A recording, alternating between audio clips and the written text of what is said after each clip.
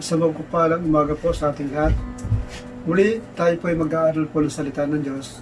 Kasi napakalaga po ng topic natin na pag-aaralan sa umagang ito. Ito po ay patungkol po sa kaligtasan. Kasi marami po sa mga tao na nagtatanong, sabi nga, may kasigurado ba ang kaligtasan ng bawat mananampalataya? Ito nga pag-aaralan po natin sa Biblia. Kasi ako po naniniwala, itong Biblia po, ito ang salita ng Diyos. Sabi nga ito sa sa 2 Timoteo 3:16, ang banal na kasulatan ay kinasiyahan ng Diyos at ito po ay magagamit sa pagsasalansang, pagtuturo at pagtutuwid ng mga hindi kong gawain po. Yun po yun. Sabi nga, kinasiyahan ng banal na Espiritu. Sabi, hindi po ito basta sinulat lamang ng tao, kundi ito po ay salita ng Diyos na pinaniniwalaan po natin. Opo, naniniwala po ako. Kaya po may tutungayan po tayo dito. Una, tingnan po natin. Ito po nakalagay sa Lucas chapter 14:28. Kung isa sa inyo nagbabalak magtayo ng tore, hindi pa upo muna siya tatayain ng magugol para malaman kung may sapat siyang salaping may pagtatapos niyo. Sabi nga po, tayo po ng mga tao minsan may mga plano po tayo. Sabi nga rito, inalimbawa po rito sa Lucas, at sinasabi po rito sa talatang ito, kung tayo raw ay nagbabalak magtayo, kung ano ang plano natin sa buhay po natin, dapat siguraduhin po natin, ibinigay rito kung paano po magtayo ng isang tahanan o tore. Kailangan po, bago natin ito umpisan, kailangan po ito, sabi nga, ay matapos po natin. Kasi kung hindi po natin ito matatapos, at hindi pag-iisipan maigi, sabi nga tayo po ay maaaring kutsain ng mga makakita. Kasi, sabi rito, nagpasimula tayo magtayo pero hindi naman napatapos. Kung ikukumpara po natin sa kaligtasan, ito po ay napakalaga. Kasi dito po natin makikita kung paano tayo nagpapasya. Sabi nga, na bago natin pasukin ang isang iglesia o samahan, kailangan po pag-isipan natin mabuti kung ito ba ay tama o mali. Kasi marami sa panahon po ngayon, marami po iglesia na kuminsan po ay mali, iba na po yung tinuturo. Kaya dito sa pag-aaral natin sa gabing ito, sa umagang ito, pakita nga po natin dito, kasi naniniwala ako na sabi nga ang kaligtasan ay matatakbo na sa ating Panginoon. At ito po matutungayan po natin, tingnan po natin sa gawa. Ito po ang sabi sa gawa, chapter 4 verse 12. Kaya Kristo lamang matatakbuhan ang kaligtasan, sapagkat sa silong ng langit ang kanyang pangalan lamang ay binigay ng Diyos ay kaliligtasan tao. Sabi po, ang sabi rito, kay Kristo lamang matatakbuhan ang kaligtasan sapagkat sa silong ng langit ang pangalan ng ating Panginoon ay binigay upang maligtas ang bawat tao. Kaya po napakahalaga na tayo po lahat kilalanin po natin ang ating Panginoon sa Kristo. Kasi nga po sa kabila po ng ating mga kasalanan, sabi nga, ibinigay niyo pa rin yung kanyang butong anak sa bawat isa sa atin, sa kabila po ng ating mga kasalanan po. Hindi po tinitingnan ng Panginoon, sabi nga, naparito ang Panginoon upang hanapin po yung mga nawawala. Sabi nga, isa po tayo doon sa mga, lahat po tayo naman, aminin po natin, lahat po tayo nagkasala. Na wala pong makakapagsabi na ang mga tao rito, wala makakapagsabi kahit sino na siya ay hindi makasalanan. Kailangan po tanggapin natin sa sarili natin at tayong lahat ay makasalanan. Kaya, napakalaga na pag-isipan po natin kung ano po talaga yung papasukin natin. Kasi sabi nga, nakasalalay po dito yung kaligtasan po ng ating kaluluwa. Sa kabila po ng dinadanas nga natin mga ngayon, patungkol po rito sa coronavirus, marami po dito na kuminsan tayo po ay tinuturuan kung paano po lumapit sa Panginoon. Pero makikita po natin kuminsan ang mga tao po ngayon sa halip na manalangin po, marami po kuminsan na ang ginagawa po yung pong hindi po tama. Pagamat sila mga pinakukuha pong tulong mula sa ating gobyerno, hindi po nila ito ginagamit po kuminsan sa maganda. Kuminsan, nagagamit pa nila ito sa bisyo. Ganun po katigas ang ulo ng mga tao. Kaya dapat po rito sa ating tinatalakay po, kailangan magkaroon tayo ng konsiguraduhan sa buhay na ito. Kasi may babasahin po dito sa Lucas chapter 19, 1-10. Ito po yung isang kasaysayan ng isang mayaman na ito po, siguro nagkakaroon na po siya ng konsensya sa sarili niya, kaya po hinanap niya at gusto niya makilala ang Panginoon. Dito po basahin po natin sa Lucas 19, 1-10. Pumasok si Jesus sa Jericho at naglakad sa kabayanan. Doon ay may isang mayamang puno ng publikano na nanggagaling sa Sakeyo. At pinagsikapan niyang makita si Jesus upang makilala kung sino ito. Ngunit siya ay napakapandak. At dahil sa dami ng tao, hindi niya makita si Jesus. Kahit patakbo siyang nagpauna at umakyat siya sa puno ng sigmuro upang makita si Jesus.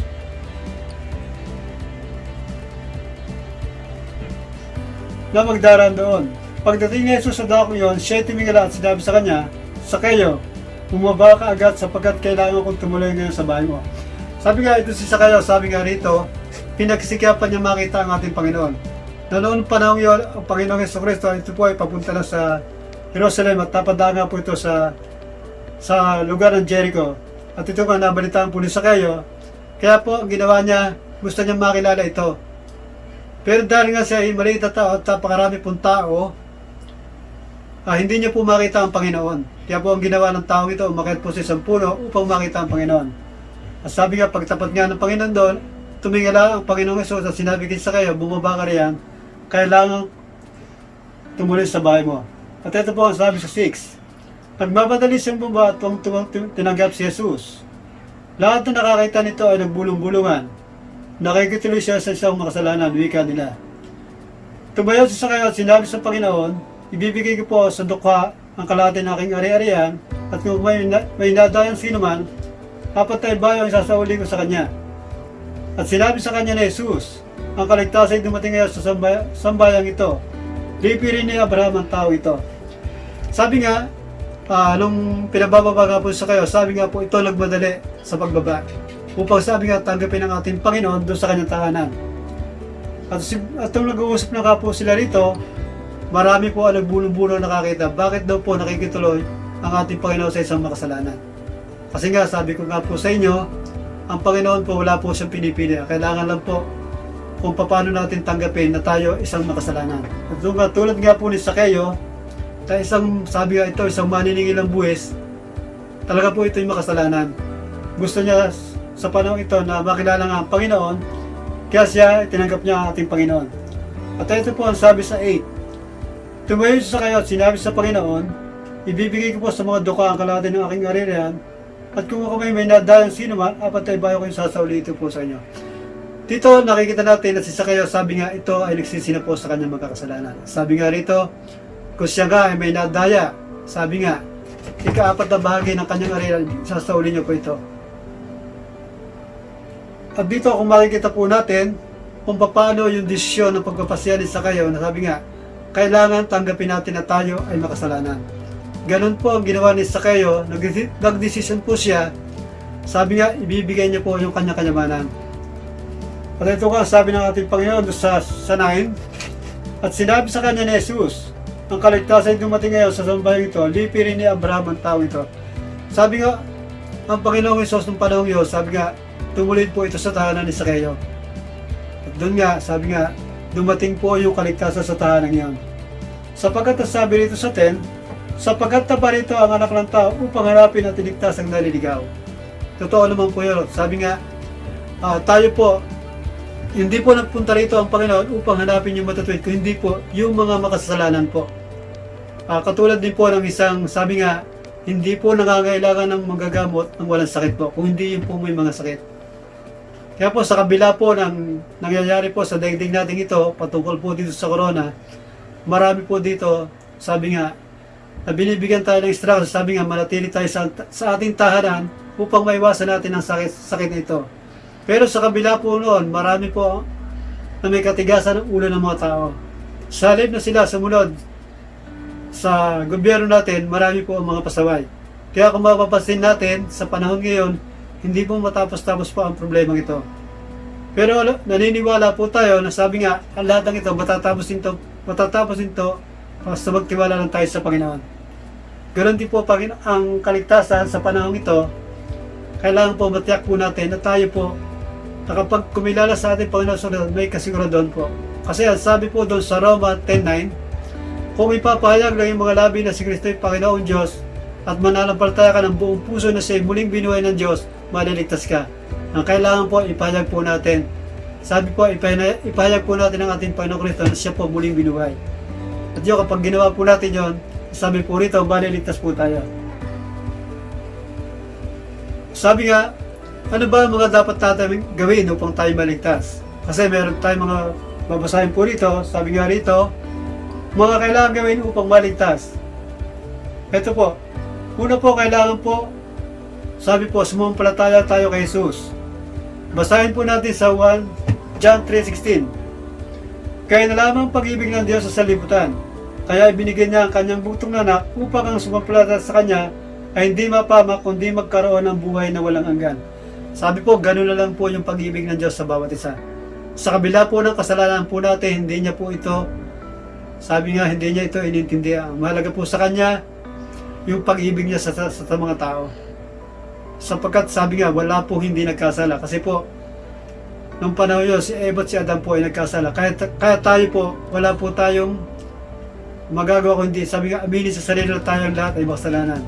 Pero sa kabila po ng pagkakapagsala po natin, sabi nga, gaya na lamang ang pag-ibig ng Diyos sa salibutan, kaya ibinigay niya ang kanyang bugtong na anak, na wala pong pwedeng gumawa kahit sino dito po sa atin. Sabi po, napakahirap na, sabi nga na yung nag-iisang anak, ibibigay lang dahil sa mga tao po. Ganun po yung pagmamahal ng Diyos sa bawat isa. At tuloy pa po natin ang pagbasa dito sa, may nakalagay dito sa John 3:36 po. Ang nananalig sa anak ay may buhay na walang hanggan, ngunit ang hindi tumatalima sa anak, hindi magkakaroon ng buhay, mananatili sa kanya ang puot ng Diyos. Sabi po rito, dapat po tayo manalig sa anak ng Diyos. Sa anak. Sabi nga rito, may buhay na walang hanggan. Ngunit ang hindi tumatalima sa anak, hindi magkakaroon ng buhay, mananatili sa kanya ang puot ng Diyos. Sabi po, nagagalit po ang Diyos. Sabi nga, napupot siya doon sa mga hindi tumatalima, yung hindi po sumusunod sa kanya. Kaya po, sa kabila po ng hinaharap po natin, dapat po, kung ano po yung iniutos sa atin na manatili po sa ating mga tahanan, sumunod po kung ano po, sa tinatawag na protocol po, kung paano po tayo makaiwas dito sa patungkol po dito sa coronavirus na ito. Kailangan po makinig po tayo. Sabi nga, tumalima po tayo. Kasi kung hindi po tayo tatalima sa pinagagawa ng ating gobyerno, sabi nga, mananatili po, sabi nga yung sakit nito, lalaga na po ito. Kaya dapat po, para ito po, hindi magpatuloy, kailangan po sumunod tayo kung ano po yung pinagagawa sa atin. Kagaya din po natin na kailangan po, kilalanin po natin, tumalima tayo kung ano po yung pinagagawa sa atin ng Panginoon Diyos. Tuloy pa po natin ang pagbabasa po sa Biblia. Yun po yung una, kailangan po sumampalataya po tayo sa Panginoong Hesus. Ay ikalawa po, pagsisihan ang ating mga kasalanan. Yun po, maliwanag po. Sabi po rito sa Isaiah chapter 30 verse 15. Sinabi pa ni Yahweh, ang banal ng Israel, pagbalik loob kayo at muli magtiwala sa akin at kayo lalakas at tatatag. Sabi po, ang bansang Israel po dito, ang tinutukoy po sa Isaiah, sabi po, kailangan po magbalik loob kayo at muli magtiwala sa akin. Patuloy po yung pagtitiwala po natin sa Panginoon kasi napakahalaga nga po nito. Sa lahat po ng ginagawa po natin, basta tayo magtiwala sa Panginoon, sigurado po. Sabi nga rito, at kayo'y lalakas at tatatag, ngunit kayo tumanggi. Sabi po, tumanggi ang mga taga-Israel po. Kaya po dito sa mga ginagawa po na pagpapatupad, patungkol po nga dito, marami po na kumisan po hindi sumusunod po kung ano po yung pinagagawa. Kaya dapat makita po natin na napakahalaga po, sabi nga, pagsisihan po, magbalik loob tayo sa Panginoon. Tuloy pa po natin. May pinagkat din po dito sa Gawa chapter 3:19. Kaya't magsisi kayo at magbalik loob sa Diyos upang pawiin niya ang inyong mga kasalanan. Napakahalaga po ng talata. Sabi nga po rito, magbalik loob sa Diyos upang pawiin niya ang inyong mga kasalanan. Sabi po, sa dami po ng mga kasalanan po natin, ang kailangan lang po, magbalik loob tayo sa Panginoon. Sabi, magtiwala tayo. At anumang pagkakasala po natin, basta humingi po tayo ng tawad. Sabi nga, buong puso po yung paghingi po natin ng tawad, sigurado po, papawin ng Diyos ang ating mga kasalanan. Sabi po, makakasama niya tayo doon sa kanyang kaharian. Ang kailangan lang po, magpatuloy po na kung paano tayo sumunod po sa kalooban ng ating Panginoon. At tuloy pa po natin, yun po yung ikalawa, yung magsisi tayo sa ating mga kasalanan. Ito po, sabi po rito, tanggapin ang kaligtasan bilang kaloob. Sabi nga po, yung kaligtasan po, ito po, ito po binibigay ng ating Panginoon. Sabi nga, isang regalo po ito na kailangan po tanggapin natin. Ako bilang isang mananampalataya po, kagaya po ng Biblia, sabi nga po, ito po narito lang po ito. Ang kailangan po ito, basahin po natin upang malaman po natin yung katotohanan. Na ang kaligtasan po, kung tayo po magbabasa po ng Biblia o salita ng Diyos, malalaman po natin na narito lahat yung mga katanungan natin. Kaya po, sabi rito sa Pahayag chapter 21:6-7, sinabi pa rin sa akin, naganap na, ako ang Alpha at ang Omega, ang pasimula at ang wakas. Ang sino mang nauuha ay bibigyan ng walang bayad na tubig mula sa bukal na nagbibigay buhay. Ito ang kakaptan na magtatagumpay at ako'y magiging Diyos niya, siya na may magiging anak ko. Sabi nga, kung tayo po lalapit sa Panginoon, sabi nga, bibigyan niya tayo ng tubig na buhay. Tubig na buhay. Sabi nga, yung pong hindi maghahati sa atin sa kapamakan, kundi sa buhay na walang hanggan. At ito ang kakaptan na magtatagumpay at ako'y magiging Diyos niya at siya na may magiging anak ko. Sabi nga, kung tayo po lalapit sa Panginoon, sabi rito, tayo magiging anak niya at magiging Diyos na rin siya. Kaya napakalaga na sabi nga, itong kaligtasan, ito po, regalo ng ating Panginoon sa bawat isa. Sa kabila po ng mga kasalanan natin, patuloy na ang Panginoon talaga. Sabi nga, ayaw niya na kahit isa ay mapahamak sa mundong ito. Kaya dapat sa hinaharap po natin na suliranin sa patungkol sa problema po, sa sakit na ito, kailangan po patuloy yung pagtitiwala natin sa Panginoon. Sabi nga, hilingin natin, matuto tayong manalangin sa kabila ng mga suliranin ito. Na kumisa ng mga tao po, makikita natin doon sa mga natanggap po ng mga tulong mula sa gobyerno o ayuda, na minsan, salip na sila magpasalamat, nagagamit po ito sa mga bisyo. Ganun po katigas ang mga ating mga tao. Pero salamat po sa pag-ibig ng Diyos sa bawat isa. Sabi nga, hindi niya tinitingnan kung anumang laki ng ating kasalanan. Ang kailangan lang magbalik loob tayo sa Panginoon. At sabi nga, patatawarin tayo sa ating mga kasalanan. Tuloy pa po natin ang pagbabasa ng Biblia. Sinabi rin po rin dito sa Efeso chapter 2:8-9.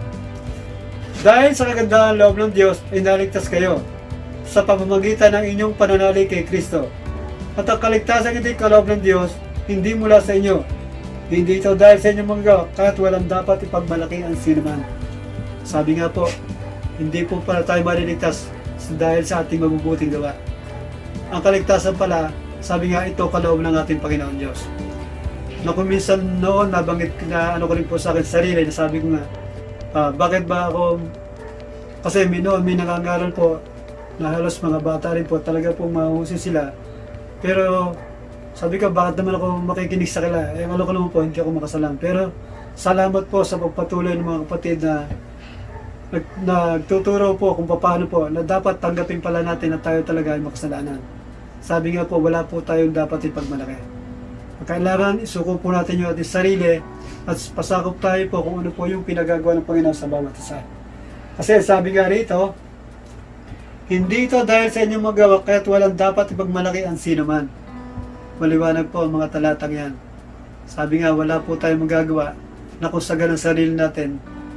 Ang kailangan po, magdesisyon tayo at magpasaya. Kung paano po yung ginawa ni Zaccheo, ano siya, gusto niya makita ang Panginoon, nagdesisyon agad siya at nagpasaya upang tanggapin ang ating Panginoon. Sabi nga, humingi siya ng tawad. Kaya kung babalikan nga po natin yon, sabi nga roon, ibabalik niya, ibibigay niya ang kalahati ng kanyang arilan sa mga mahihirap o duka. Ganun po yung naging desisyon ni Zaccheo upang tanggapin po ang ating Panginoon. Ganun din po tayo upang matanggap po natin ang kaligtasan, kailangan po magpasya po tayo. Kasi hindi po yung pagsama sa isang reliyon o iglesia ang makapagligtas po sa atin. Ang kailangan po magdesisyon tayo at sabi nga, tanggapin natin ang ating Panginoon Diyos. Sumampalataya po tayo ng buong puso.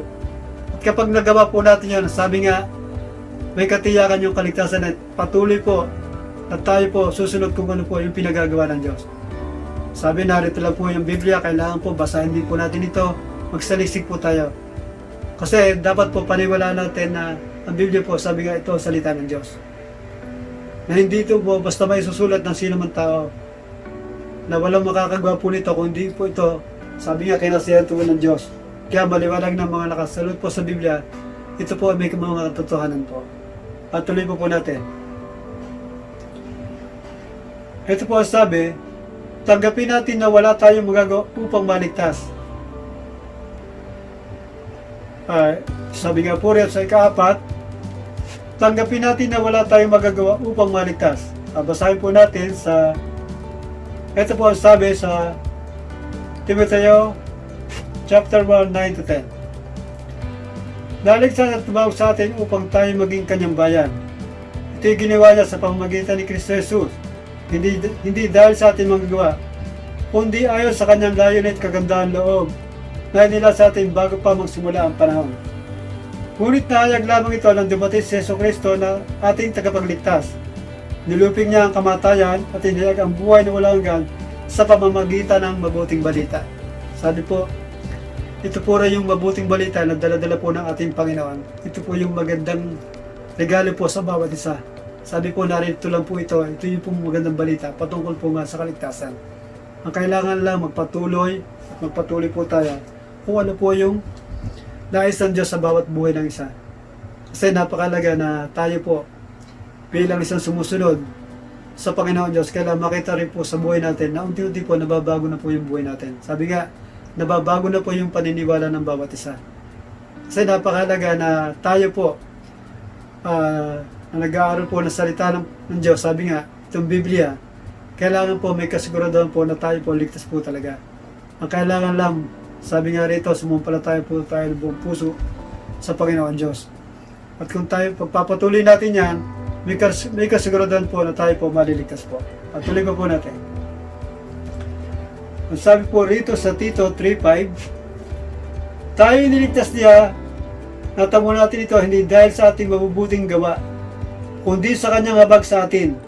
Naligtas tayo sa ating pinanganak na muli sa Espiritu Santo na siyang luminis at nagbigay ng bagong buhay sa atin. Maliwanag po, paulit-ulit po tayo rito. Tayo niligtas niya, natamo natin ito hindi dahil sa ating mabubuting gawa. Sabi po, hindi po pala makakapagligtas sa mabubuting gawa. Ang kailangan po, tayo po ay manampalataya, sumampalataya ng buong puso. At kapag tayo po nananampalataya, ihanda na po yung mabubuting gawa. Dahil po lalakaran natin na nihanda ng Panginoon sa bawat isa. Kaya sabi ko nga po sa inyo, patuloy lang po na tayo po nagbabasa po ng salita ng Diyos. Sabihin, nagsasaliksik po tayo. Naligtas tayo at ipinanganak na muli sa Espiritu Santo na siyang luminis at nagbigay ng bagong buhay sa atin. Sabi nga, yung panangbalan ng Espiritu, sabi nga, nagbigay ng bagong buhay sa bawat isa. Na tayo po, kung dati po, na tayo mo makasalanan at humingi lang po tayo ng tawad sa ating Panginoon, sabi nga, lilinisin niya po yung ating buhay. Sabi nga, babaguhin po yung ating dati po nating kalalagayan na tayo po gumagawa ng hindi magaganda o tama o paglabag sa Panginoon, na kapag tinanggap po natin sa puso natin ng Panginoon, sabi nga, mababago na po yung buhay natin. At magkakaroon tayo ng kaligtasan. Ang kailangan lang, patuloy at patuloy na tayo po ay naniniwala po sa Biblia. Kasi sabi ko nga po, ito po isang regalo ng galing po sa Panginoon. Ang kailangan lang, tanggapin po natin. Kaya ikaw, kapatid, handa mo bang tanggapin ang ating Panginoon? Kasi ako, tinatanggap ko ang ating Panginoon bilang aking personal tagapagligtas. Sabi nga, kung ito po ay tinatanggap po natin mula sa puso po natin, makakamtan natin na tayo po makakasama ng ating Panginoon. Kasi may nakalagay po doon sa Mateo 13:44, patungkol po sa paghahari na itutulad na po yung paghahari ng Panginoon doon sa nakakita mo doon sa ng kayamanan doon sa isang bukid. Sabi nga, sa tuwa nga po ng tao yon, at tinabunan niya yung kayamanan yon at uwi siya sa kanila at pinagbilihan lahat ng ari-arian. Sabi nga, at binili niya ang lupain yon.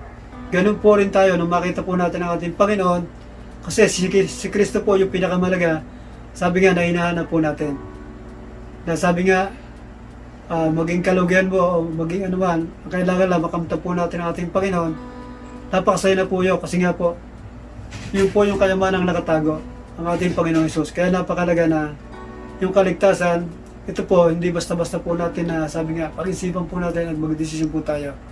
Kasi nga katulad nga po nung sabi doon sa Lucas 14, kung paano po ang isang tao gusto magtayo ng tore, sabi nga, kailangan pag-isipan muna niya kung ito ba kaya niya pa magtapos. Ganun po yun na inahalong tulad po kung tayo po papasok sa isang samahan o isang iglesia po, sabi nga po, kailangan po malaman natin na ito po may katotohanan talaga. Kasi sabi ko nga po sa inyo, sa panahon ngayon, maraming samahan ngayon na ililigaw po ang iba. Sabi nga po, maraming paparito sa pangalan ng ating Panginoon at mga bulaang propeta. Kailangan po mag-ingat po tayo.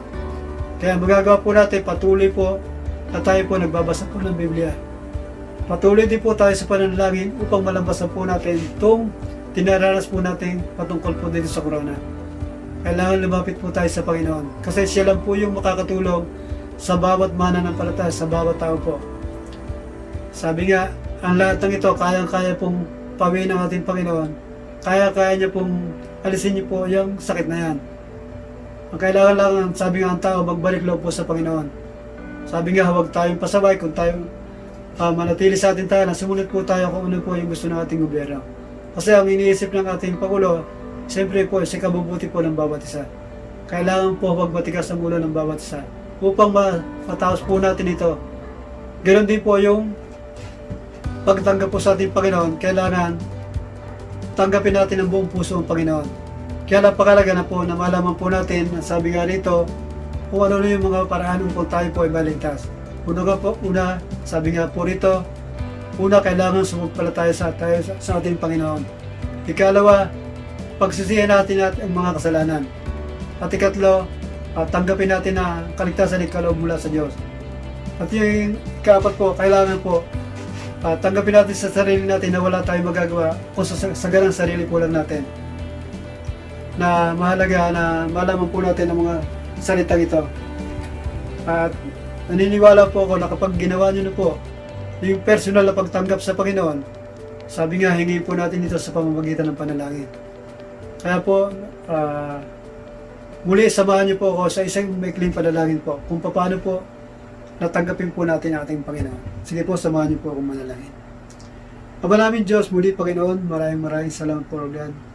Panginoon, humihingi po kami ng kapatawaran sa aming mga nagawang pagkakasala, Panginoon. Mula po sa oras ito, Panginoon, tinatanggap kita bilang aking personal tagapagligtas, Panginoon. Simula po, Panginoon, ikaw na po ang magpatakbo ng aking buhay, Lord God. Panginoon, ikaw na po unti-unti ang magpatuloy po sa aking buhay. Na humihingi po ako ng kapatawaran sa mga nagagawang pagkakasala, Panginoon, at tinatanggap kita bilang aking tagapagligtas po. Muli po, pinagkakatiwala po namin ang lahat ng ito at binabalik ang papurit pasalamat sa pinakamataas sa pangalan ni Jesus. Amen. Muli po, sabi nga rito, para tayo po ay makabahagi ng pangangaral ng salita Diyos, sabi ko, i-like po natin to, share, at mag-subscribe po tayo.